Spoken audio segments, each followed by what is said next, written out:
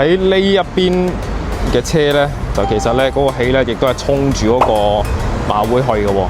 咁大家可以見到好奇妙嘅就係咧，呢邊有個馬路去啦，咁亦都另一邊咧個馬路嗰啲車咧喺呢一邊翻嚟嘅喎。咁其實咧亦都可以造就咗一個風水局面咧，就係貨如輪轉啊。咁所以咧嗰啲車咧亦都會咁樣去翻嚟，咁樣翻嚟，然之後咧就將嗰個氣咧就全部係聚集喺呢個馬會嘅嗰度啦。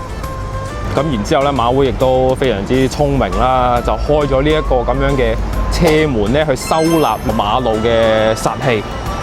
好，咁呢一個投注站嘅坐向應該係壬山丙向，即係咧就坐北向南。坐北向南呢間投注站咧，喺2024年之後踏入9運之後咧，嗰個財運同人丁方面都相當之強勁啊！咁加上咧佢外局風水亦都係相當之唔錯啦，亦都有做相應嘅措施去吸納嗰個馬路嘅氣啦。咁所以咧呢間嘅投注站喺2024年之後就相當之旺盛啦。